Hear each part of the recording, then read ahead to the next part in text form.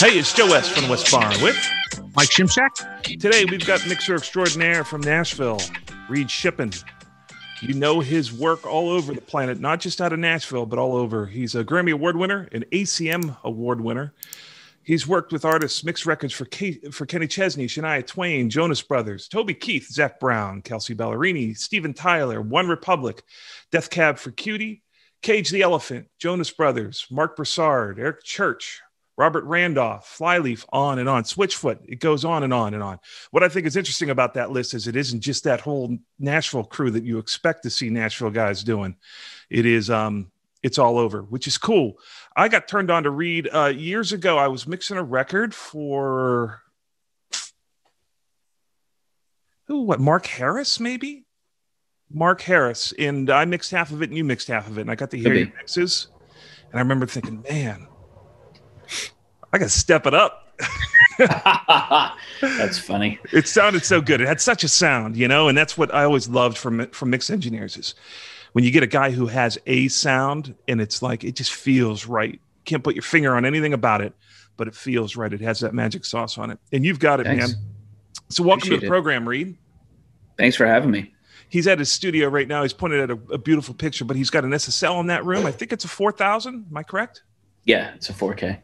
My assistant's in there printing stems right now, but we can take a wander through there at some point if you want to. Oh, that'd be great. And I do remember the Apprentice Academy came out one night and spent the night with you, with my little production school, and just talked some real talk and got to see your space. And I can remember going into the bathroom where at least 2 Grammys were on the back of the toilet, if I remember correctly. And I'm sure you've got many more than that. You're one of those guys that silently collects them, and they're probably strewn all about your daily walk. Most of them are still in the bathroom, actually. Actually, they're all still in the bathroom, let's be honest. Well, you're primarily a mix engineer too. You know, it's like you still do some recording. Near Z was telling me he was in the studio with you and you did this really cool thing with like a suitcase as a kick drum and some innovative sort of non-traditional stuff. But, you know, people know you because you're a mix engineer. You've been really focusing on that. You had a room, as I remember it, at Backstage or the Soundstage, yeah. Right? Yep, at Soundstage, yep. Was that a 9K in that room? It was. Do you prefer the 4000 to the 9K for mixing? I do, actually. Yeah, I mean, the 9K sounded great, right? It sounded huge, but the 4K has that aggro kind of thing, right? Mm-hmm. And now when you do stuff hybrid, like, you know, for the stuff that sounds great through the SSL, you can use that. For the stuff that doesn't, you just skip it. Right. And you were working out of a bunch of rooms, and eventually, and you went to MTSU here, right? Middle Tennessee State, Yep. Graduated from there. You eventually built your own room. As most guys, you know, you end up every day you would charge your daily rate to mix, but then the record company got a bill for the studio too, you know, which was in the old days was a minimum of $1,000, $1,500, $1,800, $2,000 back in the day, you know, if you were in a real high profile room. So, you know, I guess as a part of necessity, it's like all that work is yours. At the end of the day, it's like your rates are going to suffer when the market suffers and when budgets suffer. So were you moving into your room? Was that a financial decision or just a creative decision? No, I mean, honestly, the reason why I didn't move around a lot. I didn't mix in a lot of places. I parked at one studio for 5 or 6 years and another studio for 5 or 6 years. And then I finally built my own place. I hated moving studios because I always felt that I was guessing, and I didn't think my job was to guess. My job was to know, you know, so I would rather just be parked in one studio, at least for mixing. I built my own studio because I wanted to have that control. Were you in the back? You were in the back room. I was in the middle room at Soundstage. Okay. And was that just like Reid Shippen's room for those years? Pretty much. Yeah. Yeah. It was my room. And, you know, if I was going out of town or whatever, they might let somebody in there and use it, but there's all my gear in the racks and, you know, yeah, it was just kind of my hang. And when I was over at your place last time, I saw it was really cool. It's really cool as an engineer that we're so isolated from one another. Right. And then you go into somebody else's room and you're like, holy cow, that guy does it just like I do it. And I kind of just figured it out. Right. It's funny because all the guys that I know and I say, man, I really dig the way that guy's mixes sound. I go into their room and I'm like, I can't believe how similar, even though we're totally isolated in those paths. We may meet at a coffee shop and talk every once in a while. I'm blown away by how our processes are so similar. I remember your room, and a lot of the guys, like the Lord Alges, a lot of the guys that I know from New York and LA, they just have it sort of set up. There's not a lot of like normal the studio. In the old days when you worked at a room, it's like your session was done and then an intern would come in and zero out the console, all the EQs to the middle, you know, all the rack mount gear got unplugged. But tell me if I'm wrong, but my assumption is that your gear stays pretty much plugged in, and you're more saying, oh, my guitars go through this sort of area of the console and these chains of outboard. Is that correct?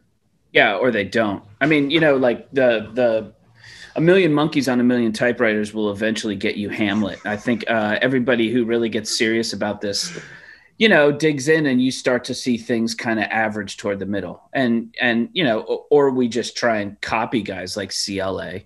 I remember hanging out with Brower in New York, and we started talking about our setups. And this was pre, you know, internet knowledge. And I was shocked at how similar our setups were. You know, and I mean, stuff just stays plugged in, because after many, many years of trying something, I know that 96% of the time this 1176 is going to end up on the bass. So I'm just going to leave it on the bass. Right. And if I don't want it, I'll just skip it. And part of the secret of that, and I'm assuming this is the way you do it, part of the secret for that in my room is I don't touch anything. If I want more compression, I drive more gain to the compressor. Yeah. I don't overload it, but that way I don't ever have to touch, or when I do a recall, I know that my automated send to that is going to trigger the amount of compression. It may be 8 dB on one bass player, it might be 12 on another, it might be 4 on another. Yeah. And that's the way you're able to sort of work in a hybrid world where you've got digital playback going through this SSL console. And Reid, he'll show us later, has a ton of analog, very interesting analog gear. And that stuff is just sort of like, okay, it goes through there and it's recallable because you have this standard of send level that you're sending to it. And sections of your consoles are pretty much dedicated probably, like your drums are always going through the same channel. More or less. Yeah. Depends on which drums, but yeah. Not every time, but this is like the life of 9 times out of 10 for a mix engineer. Guys don't know that, by the way. Kids coming up that are searching for the secret sauce. I find, and you correct me if I'm wrong, I find that you find what it is you do really well, and that is your fingerprint, how you're a little bit different. You lean into that. And then once you get your process, the music is what changes. You bring your process to it and you adjust and amend your process to make sure it's musical. But the music is different enough that the same gags as mix engineer usually work. You maybe have shelves of solutions. Your first drawer isn't working, you go to your second drawer of tricks or a different compressor, third drawer, fourth. And the more life you live, you have more drawers to go through to solve, make it musical. But 9 times out of 10, they stay in those top drawers. And for me, the music always makes my same mixing style feel different. Do you find that to be the case? Yeah, I mean, you got to be careful because it's really easy to fall into the rut of putting it through the same stuff all the time and then just assuming that it's good without paying attention to whether it's actually good. I think a lot of people who mix exclusively in the box, you know, they rely on templates, and you run into the same problem. I got to say, one of the throwback things that I really miss is it was really cool to be on a big desk and to switch from one project to another, and that project has nothing to do with the project before it, but you would hit play and stuff would just happen, right? And you would have never thought in a million years to run that thing through that whatever, but it gave you an inspiration and it was super cool. And that's something that doesn't really happen anymore, which I think is kind of a bummer. That's a great point. And, you know, sometimes guys will come into my room or I'll go to their room and I'll be like, holy crap, what is that? And I'll have a whole new life with a new piece of gear or a plugin or an idea that I just wasn't even on my radar. So it's always great to grow. I couldn't imagine not growing. For me, the music is so interesting that I can get okay with staying the same in a lot of things. But every once in a while, somebody will show up, like that Trans X plugin. I don't know if you use it at all. It's by Waves. It just adds like what would be presence, you know, and you'll put it on toms, you can get ping and whatnot. I use it all the time to get the click out of a kick drum, but still make it feel puffy like a 70s kick. But it's something that I never used until someone showed me it. And then it was like, it changed a whole section of my life from there forward. So it is great to do that. In the accidents, Vance Powell was talking about the same thing. He came on the program. And remember, Mikey, he was saying, he's like, oh yeah, sometimes I'll leave the automation up and we'll just listen to it. And even if like there's a different instrument on a track that wasn't the same instrument, it's getting a ride from somebody who was playing a guitar thing and now it's on a vocal. He's like, we always just listen to it because there is some really cool things that you're like, I got that for free. That was like a gimme. Yep. Yeah. It's the analog of analog. You know, it's one of the things that makes that stuff fun and unpredictable, which is one of the things that I like about still using analog stuff is things are fun and unpredictable. Yeah. And I think fun and unpredictable is key to creativity. What gets you through the doldrum of being mixed dude? So every day for you, you said you got your assistant get printing stems right now. You have a process where you've simplified your life. You've got the right support crew for yourself. You've got like probably networking between your home and what you've got all that stuff figured out. So you get into this thing where it's like every day you go to the studio at a certain time and every day around this time, you're going to be sitting doing this part of the mix. How do you keep it fresh after every day for decades now? You've been mixing fairly exclusive, right? Yeah. I mean, the thing that keeps it fresh is the fact that the music's always different, right? Like there's always a challenge and sometimes you get great stuff and sometimes you get bad stuff, but the continuity running all the way through it is that it's somebody's baby. Like somebody poured their heart and soul into it, right? So the challenge is to find the thing that makes that particular song awesome and you connect with it, not me, but you trying to get the listener to connect with it emotionally. So it's, you know, it's always a new challenge. And I find that really exciting. Is there a part in a song where it stands up for you? Like as a songwriter, there's always a part in the room where you know you've got something, where it just went from like nothingness and all of a sudden it kind of took form and stood up and you're like, okay, now we know what to do with this thing. Does that happen regularly in your mixes? Does it happen on a schedule of like it usually happens around this time of the day, or is that something that is hit or miss? Well, you know, speaking from the songwriter part of me, that's the hook, dude. So every song's got a hook in it, and if you're lucky, or if you're Quincy Jones, it's got like 6 hooks in it. So yeah, I mean, I'm always looking for a hook. I will, on a regular basis, fly stuff, find a cool hook. Like when I'm listening, I'll listen through the rough once, you know, to see what everyone else is listening to and make sure I've got everything. And if something interesting pops up, like that catches my attention, sometimes the first thing I'll do is like grab that thing from the end of the bridge and fly it to the intro. Now, an hour or two down the road, it may not work and I may not care and I'll just get rid of it. But, you know, if something grabs me, I want to focus in on that, you know, really fast. And then after that, it's really it's the emotional roller coaster. You want to make sure when the chorus hits, it feels like a boom, you know, like a release, and, you know, things set up for that and stuff like that. That's an interesting maybe line to cross, which is like now you're sort of becoming producer, arranger, songwriter. You're taking hooks from one place and moving to another.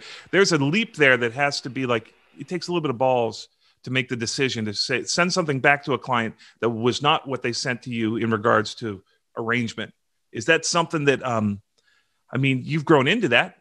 I'm sure your clients are really happy, but there was probably a version where that was not, you were taking a risk by doing that. Do you remember that? No, I've gotten yelled at a lot, and I don't care because, you know, like if you're just hiring somebody to balance what you've got, that's cool. And we can do that. But if I hear something, I might as well try it, because if you don't like it, you just, you know, Apple Z it, you know, like you just undo and you're good.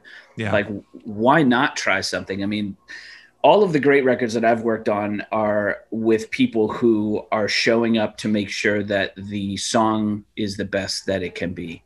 If all of the crappy records that I've worked on are people that are showing up with their ego to show that they know what they're doing and no one else does. So, you know, you're always looking for that. You're always looking for that collaboration. And he stops printing stems, so I'm going to walk in here while we're doing it. Speaking of recall, by the way, I don't know if you can see this. There's stuff all over the floor. We're working on some new stuff with this company called Access Analog, which lets you access like really cool vintage analog gear online in a plugin in your DAW. So I've got some stuff that we're setting up that includes like old Neve 1057s and 2064s and pi limiters and all kinds of fun stuff. What does that mean when you say, are you sending stuff out and it's running it through their gear? Like it? Yep. Oh. Yeah. You can log in very shortly in a week or two. Sound on Sound just released a review of this. So hop on there and look for Access Analog. And in a week or two, you're going to be able to log into a server and send like your drums through my Neve 1057s. Right. Yeah. I get it. Yeah. What's a 1057? It's a really delicious old germanium vintage Neve module. Okay. Is it a mic pre-EQ thing or compressor? It is a mic pre-EQ. I mean, obviously when you do it online, you're running it as a line. Line thing, but 1057s, 1058s, man, they're the sound of Michael Beinhorn. Like he was a huge fan of those on drums and bass and guitars, and it's all over, Hole and Soundgarden and all that stuff. That's a great idea. That's a killer idea. We're standing in here. Okay. Here's my incredibly messy studio. Sorry. There you go. Yeah. And there's a few pieces of gear. Yeah, I obviously have a problem. Is that an old Fairchild or a reissue? Both. It's a hybrid. It's the newer board and the newer power supply, and it's old school transformers and old school tubes and stuff like that. Real quick, your power supply for your SSL is an Atomic, right? You there? Yep, it's not living in here. Yep, I'm here. Sorry. That's right. Walk back out. Your power supply for your... I use an Atomic. And that's like, in the old days, power supplies were like, this Atomic is much more efficient, right? It can run off wall power, 110 or what? Yeah, I mean, so full disclosure, I founded the company. I co-founded the company, Atomic, with Norman, who is unfortunately no longer with us, but the company's still here. And yeah, it was a frustration about dealing with the SSLs being huge power sucks and being a little bit noisy. And Norman was a genius designer, and he figured out a way to basically make a switching power supply be good enough to run a full desk, which was very difficult and involves lots of really funky filtering kung fu. So yeah, you can run a full size. Well, Bob Clearmountain runs his SSL off solar. Oh, wow. Using an Atomic. Okay, so what are we talking about in regards to power draw, but the comparison between the old power supply and the new? The power draw on an Atomic for an SSL is roughly the same as a cheese grater Mac Pro. Oh, wow. And to keep in mind, folks, back in the day, if you were able to have the benefit of living back and you walked into a machine room, an SSL power supply was, arguably 2-3 foot of 19-inch rack at least, and it was, there were rumors of there being electric bills of tens of thousands of dollars a month, or $10,000 a month, That may be for a big facility, but yeah, I mean, the old SSL power supplies were the big ass linear power supplies. I mean, they ate electricity like Homer Simpson eats cheese. Like it was just crazy. And have you noticed any difference in the audio? When we switched, we did a ton of, obviously I was obviously one of the first people with the supply. In fact, I think I have the first supply. And so, yeah, we extensively tested everything, and, transients got faster and the noise floor dropped significantly by at least half. And, we were just like, awesome. Yeah. So what is some of the prize gear that you use, like really fun, unique gear when you put something through it, it just is a game changer? Oh man. I mean, that could be anything. So, I mean, that's anything from an old Blue Stripe 1176 that just has character for days. And, when it works great on a vocal, especially, it works insanely well, or it sucks, or it's a weirdo guitar pedal, man. I've got a modified Maleko pedal called a B:*Assmaster. It's a bass pedal. And it's just like, it's a bizarre distortion, like grindy, it's just annoying as hell. And it makes, sometimes blending a little bit of that in makes bass just cut through. It's super awesome. Yeah. Is there anything that would be like the most esoteric piece of gear that you own that's like a high value because it's just rare? Pi limiters, those are pretty rare. Some of the Neve stuff, some of the stuff that we're putting in the cloud is pretty rare. And, like I said, the old germanium Neve EQs. I use an Electrodyne limiter, and there was a Langevin version of that too. That's pretty cool. So can you tell me a little bit about the germanium era? I mean, before the 80s series that was, how was it different than what we know as the 80s series? I've read and seen, I don't think I've ever worked on any of this stuff. How is it different? In a word, distortion. It was their attempt. Obviously, everyone was running away from tubes, right? And you're trying to improve on it. So Neve never made tube consoles, but the technology at the time when they first got started was using germanium transistors. And they have a very specific sound. Which I assume is distortion, and then after they moved through the first set of Neves, they got into the discrete, 440 op amps. And those are the Neves we know and love, 1073, 1064, stuff like that. And the germanium stuff, was that what records would I know from that era? What was that? Is there any famous records that you can remember that were done on those? Geez, you should call Rupert and ask him. I'm sure there are. I have no idea. I've read so much about them on Gear Sluts, and it's the kind of thing where you're like, oh, I'm wondering what that is. I've been in studios for 30 plus years, and I don't think I've really seen any.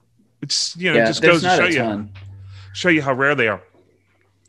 I wanted to ask you too. It's like you have such a sound, right? It's like you may not think you do, but you bring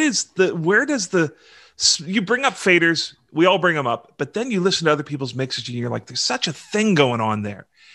For me, it's in the center section, the 2-mix part of my mix, where it sort of becomes something that you can't get and listen and get via EQ or a compressor on a channel. On that 2-mix, there's stuff that I do that it's gravy and it does something holistically. Do you know where that happens for you? I think the sum of the parts is the key. It's some creative decision making. It's parallel compression. It's 2-bus. But yeah, you're right. I mean, the 2-bus stuff is really interesting because occasionally I have to do stuff where I can't use 2-bus. Stuff that's like film, TV stuff where you're printing into like 48 stereo stems. And the stems have to go to 0 and equal the mix. So you can't use 2-bus stuff. And that's fine. And it's something that you try and work around. But I have spent a little bit of time with a producer who's like, man, I'm listening to this other thing and it's a soundtrack or something. And he's like, man, it's just really, it's got this like little this and that and the other thing. I was like, well, yeah, that's the 2-bus. Like, let me run it through a 2-bus and give it a little bit of the overall stuff. And I can definitely hit that, but it's really hard to do when, you're having to split it out into a million pieces. So it's a game of inches. I get you. And is there anywhere where you're heavy-handed? Are you heavy-handed on the channels? Are you heavy-handed on the groups? Are you heavy-handed on the 2-mix? Or is Define it spread heavy-handed. out? Where you're like taking bold moves, 10, 14 dB of like 2-mix, where you were really abusing something where you're like, wow, this would not look good on an oscilloscope, but it sounds great. I don't know what anything looks like on an oscilloscope. I don't really pay a whole lot of attention to meters at all, ever. Well, it's called abusing something. I guess, I've looked at some of the channels that I have on the console that are snare channels. They have plus 15 on 3 or 4 bands. Yeah. So that's a lot of gain. But, Richard Dodd told me this story. He was mixing some band that was overseas, and he was doing it in the box because he knew that these guys were going to do a bunch of recalls, right? And there was one song that he got stuck on and they just couldn't nail it. So he said that he broke it out on his console and they loved it, right? Great, problem solved. And then he was like, you know, these guys, they might call back for some changes and I need to make sure I can recall it. So he started taking pictures of the way he had the stuff set, and he started looking at his EQs and compression stuff and realized, like, man, I would have been afraid to put that much gain on something in the box because you're looking at it instead of listening to it. On the desk, he was just turning knobs. So I kind of make it a practice to, it freaks people out sometimes, but I'll open FabFilter and just crank that thing sky high. Like, I just listen. I don't pay attention to the scale or how many dB of what, or, you know, anything like that. You got to trust your ears, I guess, right? Because you know when it's overcooked. Yeah. And going to the extreme and backing off of it, I think gives better results than going in conservative. You don't know where the edge of the table is until you push something off of it, right? I got a question for you, Reid. How do you approach your gain staging stuff? And do you pay a lot of attention to gain staging when you're mixing? No, I pay zero attention to it, other than, you know, I don't even know what gain staging is. I know that there's you know, a voluminous amount of discussion of it online. Yeah. I think that I've probably stumbled into smart gain staging just from trial and error over the years. Right. But if somebody said, hey, so what level are your converters hitting your SSL, or what is it? I have no idea. Yeah, no clue. Do you use clip gain, like on a vocal, let's say? Will you use clip gain rather than using the volume automation? You know, I do weird stuff to vocals, but I've heard somebody I was working with said that they would pay somebody, which I thought was crazy, to go in and clip gain all of the words to make them all even. That sounds a little bizarre to me. Like, if something's really low or really high, I'll clip gain it, but it has everything to do with what chain it's running through and how that chain is reacting. That's a great point, because it's like, if you clip gain it, you're now going to be crossing the threshold differently. You know, like if you do the automation, you're post effects. So all your compressors do their work, and then you ride the results of the compressors. But if you clip gain it, you're going to be feeding all of that gain structure into compressors, which is going to affect, you know, sort of the way it engages and flows in and out of compression, which I didn't really think about that much till I watched like 30 seconds of some, I don't know if it was CLA or Tom. It probably wasn't Tom. And he was doing a lot of it. And I just thought to myself, I never really thought to clip gain, because clip gain came on the scene in Pro Tools. I'd been in Pro Tools for, 15, 20 years at that point. And then clip gain became a thing. And I just hadn't really used it, right? I just hadn't used it. So it wasn't in my workflow. But then I got to thinking, that's interesting. I can sort of smooth out some of my volume rides by feeding the compressor with them, right? You know, like sometimes I'm sure you do this where like you have a compressor going and it's like, oh, well, let me put the EQ prior compressor. It will tame down some of that, what I'm trying to do with this telephone vocal, right? And then you chase it with a compressor and then maybe EQ it again after that. But the sequence of things and gain clipping, it was just something I hadn't thought of. And it's one of those things that got me thinking. You know, I love that about seeing things, even if it's just for 10 seconds on a featured thing video. I don't think you're like, oh, I'm starting to think a little bit differently about this thing that I've looked at for 30 years and done, and now I'm seeing it a little bit differently.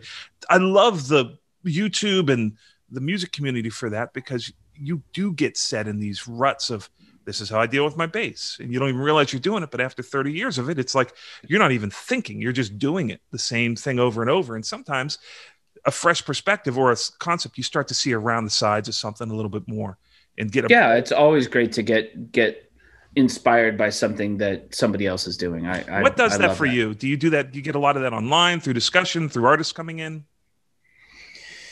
I mean, from an engineering and mixing perspective, sometimes it's stuff that people send in on sessions. Sometimes it's just talking to friends. You know, I mean, like you mentioned Vance earlier. I would love to sit and watch him mix, because I'm sure he'd do 200 things that are super awesome that would be inspirational. Like, I think his stuff is great.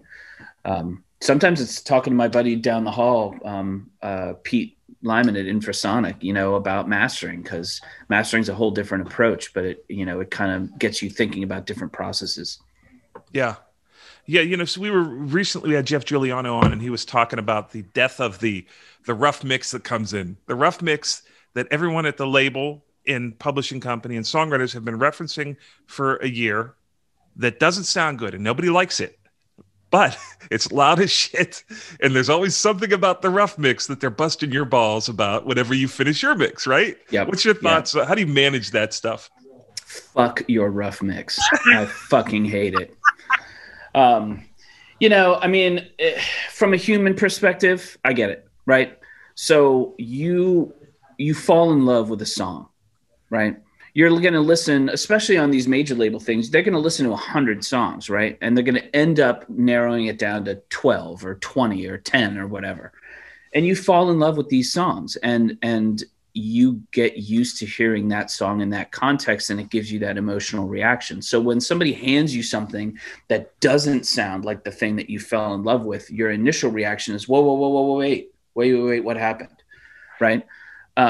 Yeah, the thing that really kind of crams you into a corner is, I mean, I've gotten rough mixes that are so loud that the streaming services would kick them. You know, like Sony Quality Control will kick something that's got a ton of distortion. I've gotten stuff that sounds like it was run through a rat pedal. Yeah. You know, so you don't want to do that, because I want, when this stuff comes on the radio or this stuff comes on streaming, I want it to sound as good as the stuff on either side of it. Like, I want it to stand up. And it's really hard to do that when it just becomes a volume war. Yeah. You know, well, yeah, we thought we got away from the volume wars, right? With CDs, because it was a finite, container for music. And we thought we got away from it. But then you have the problem with the pre-production folks who, they're artists, but then they dump it into something and lay it into 12 dB of brick wall limiting, so it's just, it's like a test for the meters. It just goes up to the top and stays there. It's hard. They're just trying to make it exciting. They're just trying to make it exciting. It's really hard to unhear that, is my point. It's hard for somebody. They don't know what it is, but they just know it's louder. They know that it's got like some sizzle on it, whether that be digital distortion or not. Right. And then they hear your mix where it's like, wait a minute, this is like very different. And it's hard for them to relearn it. It's kind of like listening to an old 70s song that you've got in, tattooed on your brain, every part of the DNA of that sonic attribute of that song. Although sometimes you go back to that stuff and you're like, wow, in my brain, this sounded a lot bigger with a lot more bass and, right. than it actually is. So there's a perfect example, right? That's human emotions getting in the way of actual reality. I was talking to Ted Jensen about the loudness wars back in the day, and, a couple years back. And he was like, dude, loudness wars have existed since jukeboxes, right? Because it's the oldest trick in the book. You go into a hi-fi store and you listen to 2 pairs of speakers, and whichever one is 0.2 dB louder, you're going to pick. Like, that's just the way human hearing works. Right. So, and you as a songwriter, man, when you want somebody to cut your song, you want your song to leap out of whatever speakers they're listening to and be exciting. And you want them to hear every single bit of the lyrics. So the vocal is cranked and it's super bright and sometimes even telephony. So it cuts through, and people get used to that. And now you as a mixer are dealing with this unrealistic expectation that you have to manage. How are you dealing? Because, compression is so much a part of the way the mix is shaped. Right? It's an EQ, let's say. Over time, it's an EQ. And you use it. But then again, you want to make sure you have transients left because of the way the streaming services balance loudness, right? You don't want to have them bring your loudness down to everyone else's loudness, and then you don't have the peaks. So how do you deal with transients? Like, what's your philosophy on what you're going to let through? I don't know that I've actually ever thought about it, right? I just want stuff to feel good. And part of feeling good for me is that, the snare can kind of hit in the chest, and the kick drum, you feel it. And when the chorus hits, like, it pops, it sounds like you're changing gears and like flooring it. Yeah. But, as I look through a lot of the compressors and stuff that I use, it's nearly always the slowest possible attack, the fastest possible release. It's nearly always EQing into compression instead of EQing after compression. And it's also picking and choosing what you're going to have as transient and what you're just going to obliterate. Sometimes vocals sound amazing when you just destroy the transients, Right. Yeah. That's interesting that you say that. It's that a lot of the release times are later, so it does let the transients through, and then you're sort of scaping along behind it with as though you had a grater that's maybe pushing down some of that other stuff. It's interesting to know that, as a a young engineer coming up, what you think is the solution isn't the solution. You think for a de-esser, you would want, if you set an 1176, let's say, to fast attack and fast release, you would think, oh, that's going to get rid of the S's. But it actually kind of aggravates the S's sometimes, you know? And you have to learn to, oh, maybe I need a longer release on this. You wouldn't think that, but the longer release will actually give you the result you want. You don't deal with the symptom. You point it towards a result. Does that make sense? Yeah, it totally does. And 99 times out of 100, I'm just going to go in and set slowest attack, fastest release on just about everything. That's the starting point. Wow. And then you just go back and you let your ears do the sort of finite. Yeah. If it needs to change, then I'll change it. When do you switch between engineer dude? And I know you are an engineer dude. You've got a lot of you have gear that demands that you're an engineer. You're not just dude with a computer, right? So how do you balance between the technical aspect of what you do and then changing hats and listening like you're Rick Rubin, trying to listen like a listener or like a 90-year-old woman would listen, someone that isn't so connected to the knobs? I try as much as I can to just bail on the technical side of stuff.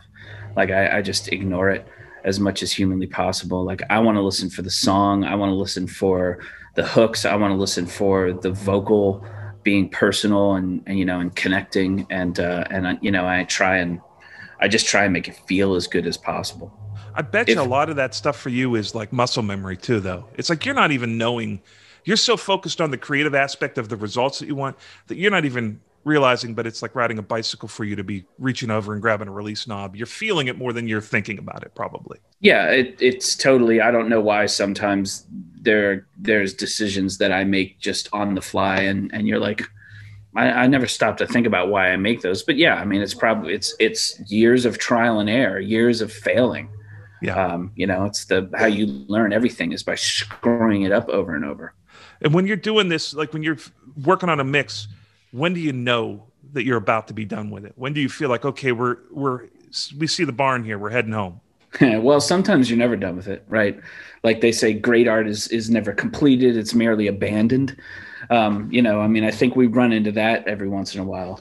But for me, sometimes, I'll get to a point where I'm like listening through it and nothing is grabbing me. And I do this specifically at very low volumes on different set of speakers. I have a set of speakers like way off to my left. When I'm 3/4 of the way into a mix, most of my listening goes on those, and it's really quiet. I'll hit play at the top of a mix and scroll Instagram or read a news article, because if something egregious happens, it'll grab my attention. Right. Oh, I remember, I feel like Clear Mountain or somebody used to take a vacuum cleaner and put it in front of the console and run it and then turn the speakers up, that would simulate being in a car with the windows down. Right. So now you're listening to the really important stuff and you're not obsessing over whether, I don't know if that guitar should pan from 3 o'clock to 9 o'clock or 9 o'clock to 3 o'clock or all that garbage. Getting your head out of the middle of the speakers really helps with that. That's really interesting too. Like for a person struggling, I think that there's a lot of gold there. You're saying like, okay, I listen a certain way for a bit, but I make sure that I get to listen off to the side in a room that's not designed to be listened to off to the side, because everybody listens in rooms that are not engineered or not, they aren't stork rooms, right? Yep. That's another listening environment. The level is a good trick, because then it's like, oh, you're getting to hear it in a different vibe or environment. I go off sometimes and I sit to the left of my speaker, like on axis with my speakers. I'll hear stuff over there that I don't hear at all. I hear distortion over there, like nobody's business. You hear that, oh, there's some gain happening on that vocal that I don't like, Interesting. So it's really a great tool. These are the secrets that get you great mixes, is that you get to listen as 3 or 4 different people by listening in those different environments on different speakers in different positions, with different mind states.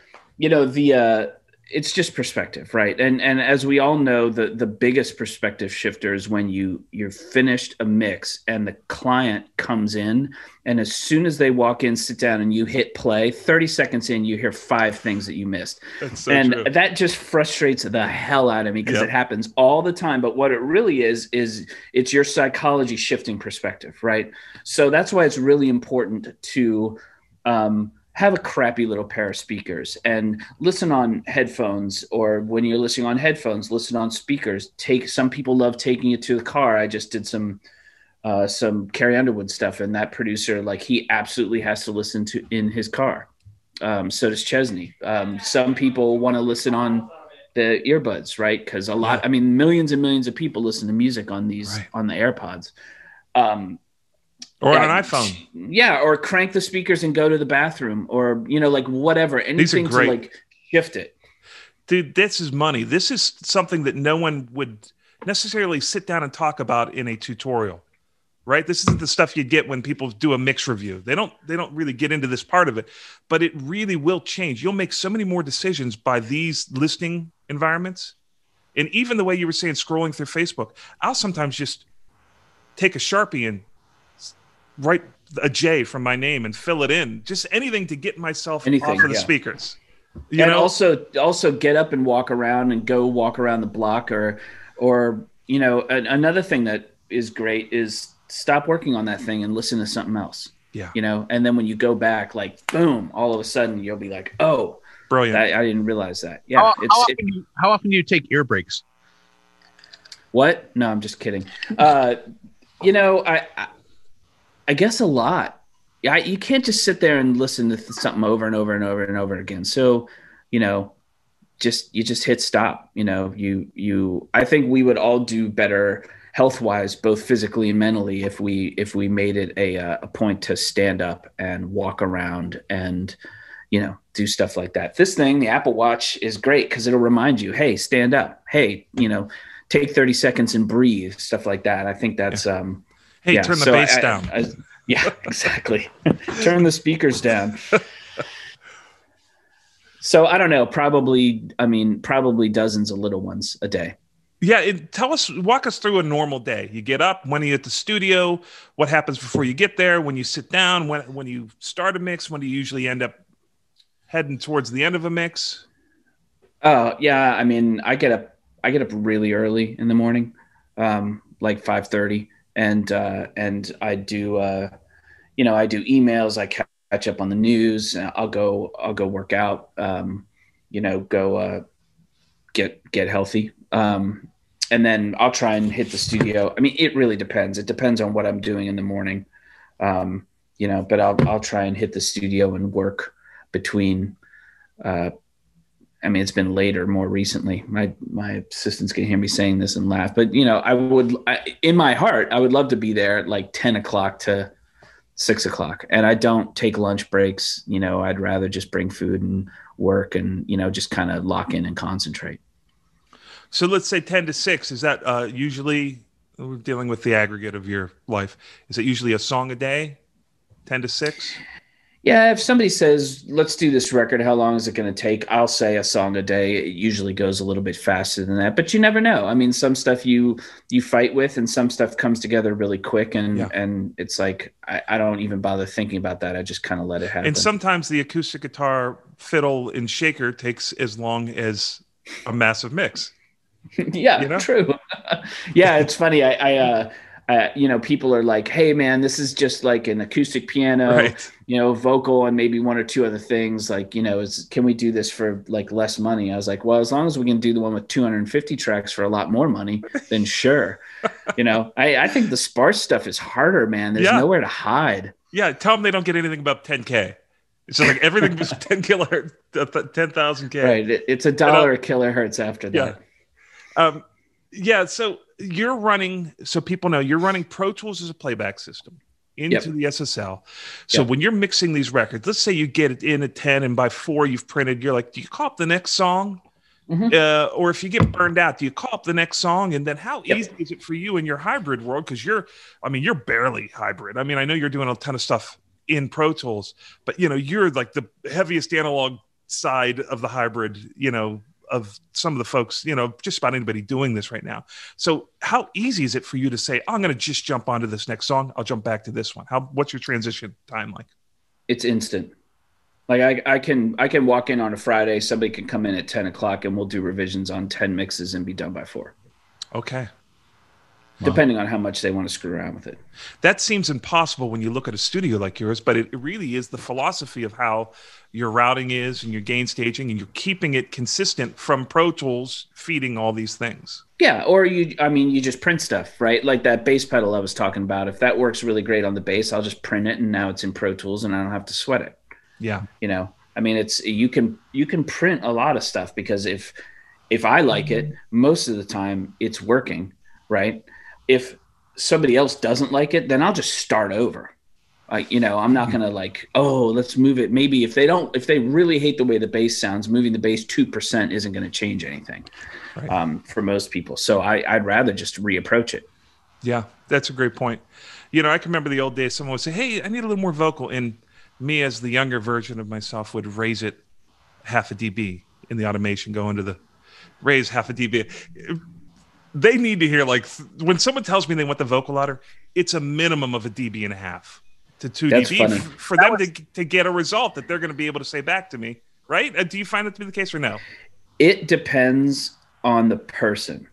Most of the time when somebody says vocal up, we need the vocal up a little bit more, I'll just move it. I get in trouble all the time. They're like, well, how much up on the vocal is that? I'm like, that? I don't know.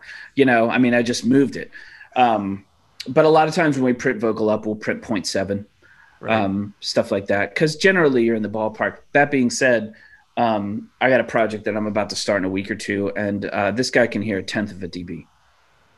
Wow. Like for real. He can hear 1/10 of a dB. He's heard stuff that's like 0.3 dB cuts on EQ. Speaking of Richard Dodd, I remember this Earslutz post he had. Do you remember when he was a moderator years ago, and he he has some incredible information in there, which I think all came down, but it did. Yeah, he was amazing.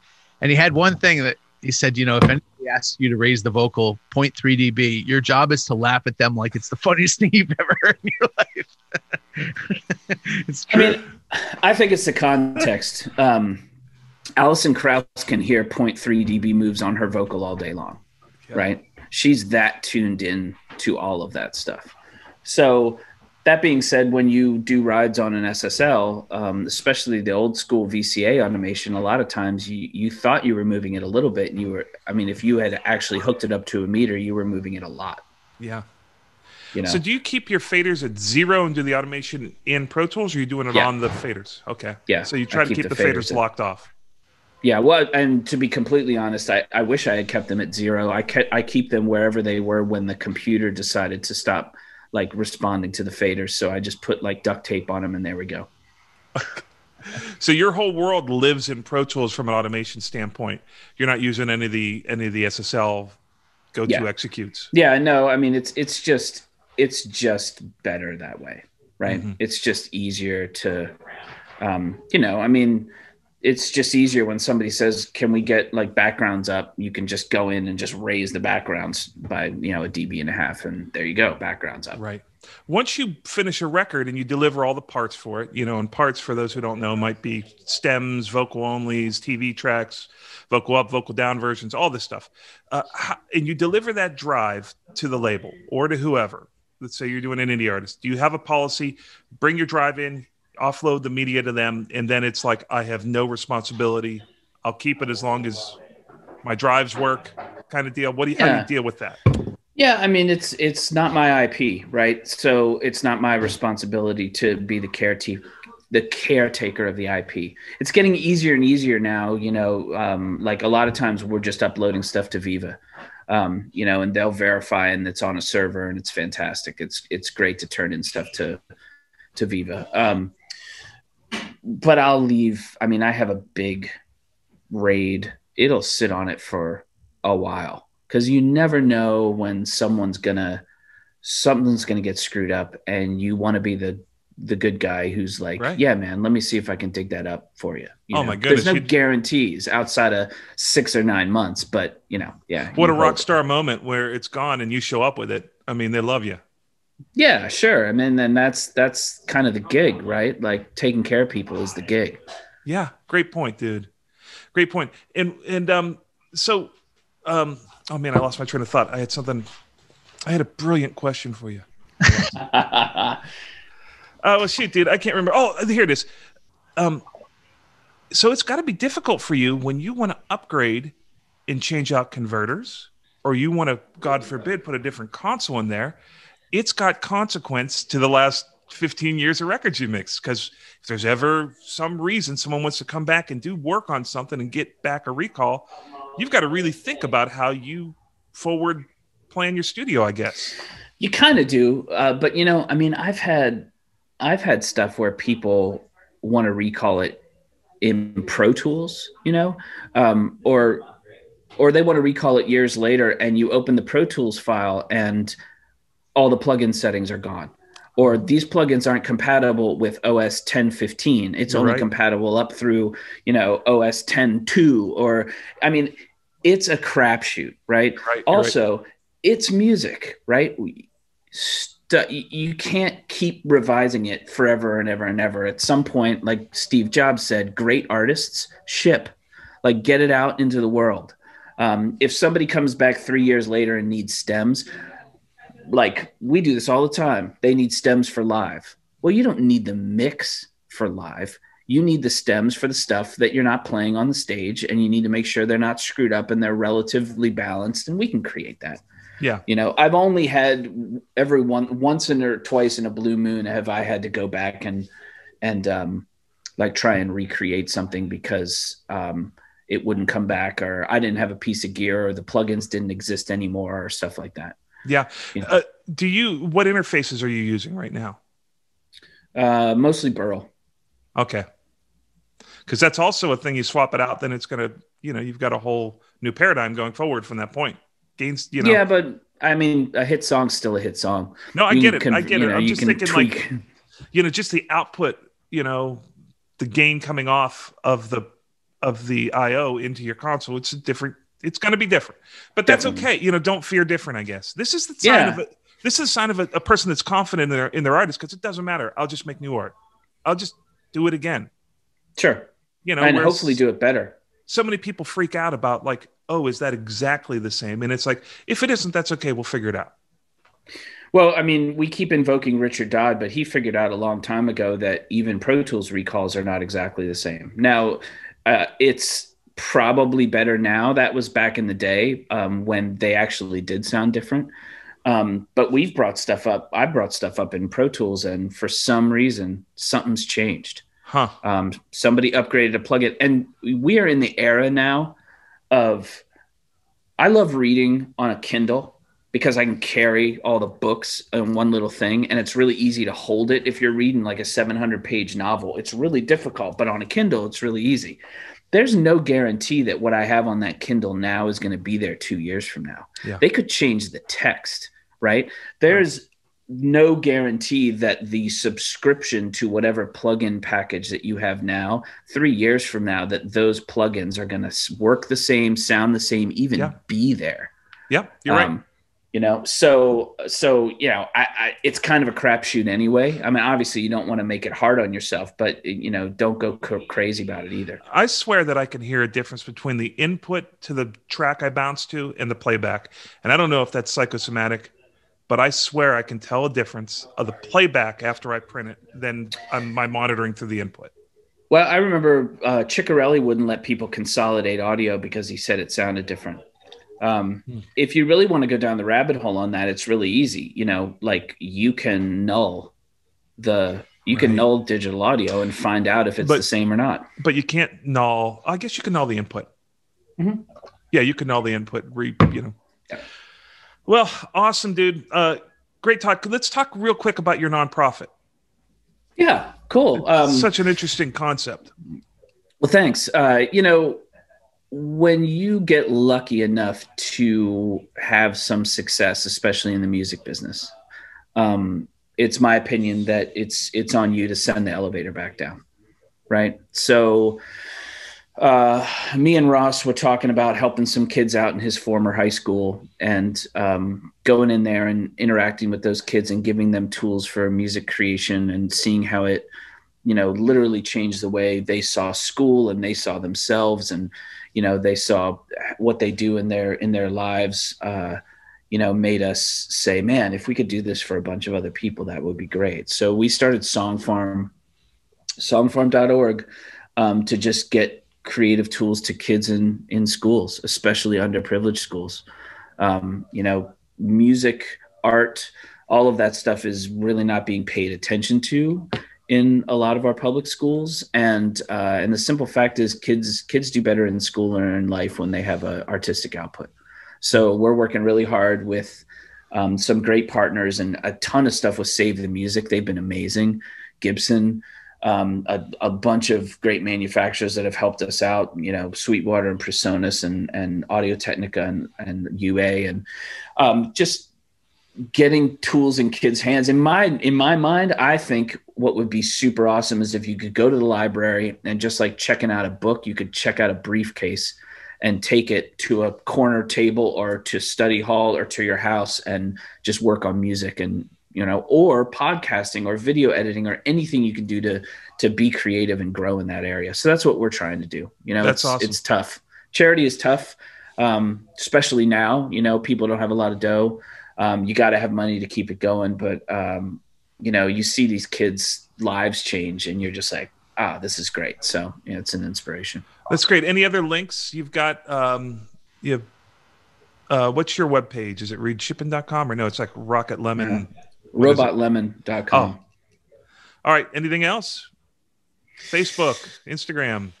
I gave up Facebook like a while ago. I don't know if that's a great thing business wise, but it sure has helped my sanity. Yeah. I was burning way too much time and way too much emotional energy getting pissed off over stuff on Facebook. So I kind of eschew that. I'm on Instagram at Robot Lemon. I don't really do the Twitter, but I'm pretty easy to find on the internet. So yeah, come find me. I've got Google. I'm around. Well, thank you for spending some time with us. It's really great to get a peek in to a little bit more of the philosophy of how you create. It's interesting. People, all they really need is, they could take these philosophies and then just filter it through their DNA. It's going to be a totally different outcome. But I think you gave them a ton of really good examples of exercises to do, especially in the listening department, right? And then the philosophy of how they treat audio and compressors and creative and technology. These are the things that people don't put a premium on, but they really are the separator between legendary, prolific engineers and guys that just don't ever get to a point that they get that worldview. So thank you for sharing yours with us. No, thank you. And it bears mentioning that, all of this gear is super cool and fun. And when you're playing in the rarefied air, like it's really great to have, but you can make super kick-ass music on a laptop, and a pair of headphones. Just like get in there and get Metric Halo channel strip and just start learning. The rest of it can come later. Great point. Well, thank you, Reid. You're a good man. Dude. Thank you, man. All right. Thank you, gentlemen. So great to see you. Awesome. That's it for this week. We're signing off. We'll see you next time from the West Part. You were stellar, dude. Yeah, great stuff in there. Really great stuff. Yeah. Appreciate it. I can't wait to check out that Access. That sounds amazing. Check out what, Mikey? Access Analog. Oh, yeah. That's incredible. Yeah. That's a brilliant idea. It is pretty crazy. And then it was kind of, between us, it was kind of a bummer because like I pulled it up, we're checking stuff out and I started running stuff through these old vintage Neve modules. And I was like, God damn, these things sound good. Like, oof. Why did I just put that in the cloud? Now I need to bring more of that back in my room. I want to use that on a more regular basis, So yeah, it's a fascinating concept. Yeah. Yeah. And it's brilliant, dude, with the audience out there, especially who does it? Just like one of your guys does it? Is there a protocol? Like, like if they're hitting a compressor, like who's making the creative decisions on that stuff up in the cloud? I mean, it literally, you can go check the company out right now. It's called Access Analog. You can download the plugin and it pops up a 1176 and you turn the knobs and it's turning physical knobs in the real world. Like on an 1176. I didn't get that. Oh, sorry. Yeah, I should be more clear about that. Like when you run your stuff through my Neve modules, it's actually going through those Neve modules, and robots are turning the knobs. Like, it is full on. So do they model your gear? Does the audio actually come to your place? It's the physical gear.